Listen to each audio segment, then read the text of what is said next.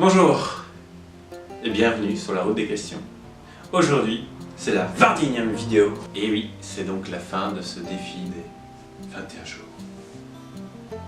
Mais ne vous tracassez pas, ce n'est pas fini pour autant. Je tenais donc d'abord à vous rappeler que je n'étais pas un professionnel de coaching ou autre et que je n'avais aucune prétention à vous coacher, mais plutôt à vous permettre de suivre mon expérience et à lancer des questions qui pourraient être un peu communs à tous. Et ces vidéos avaient donc pour objectif d'être courtes, de ne pas me prendre un temps fou et donc de ne pas forcément être très approfondi. Donc l'objectif c'était vraiment d'être presque en du live.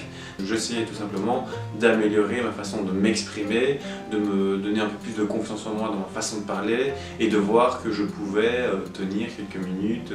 Je ne reviendrai pas maintenant dans cette vidéo sur le bilan positif ou négatif, mais je vais plutôt essayer de faire une synthèse. Ouais, donc ces vidéos en fait sont par leur concept même, elles sont peu travaillées, au niveau visuel elles sont d'une qualité pas très potable forcément, au niveau du son on n'est pas sur du vidéo, donc ça c'est faut s'en dire.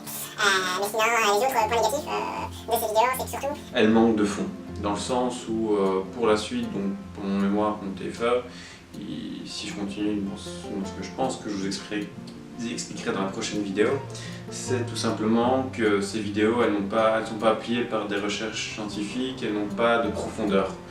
Et donc il va falloir pour des vidéos suivantes que j'arrive à faire non seulement des vidéos, donc voilà j'ai acquis pendant 21 jours une petite routine de comment faire des vidéos, et aussi de tout simplement alimenter tout ça par des recherches bibliographiques ou d'articles et autres pour alimenter les futures questions qui vont arriver. Et donc voilà, il n'y avait pas que des points négatifs, enfin il y avait peut-être encore un point négatif, c'était que voilà, le fait de les faire tout le temps et de me forcer à les faire, ça avait parfois tendance à amener une petite fatigue, mais qui est bonne au final parce qu'elle permet de se forger.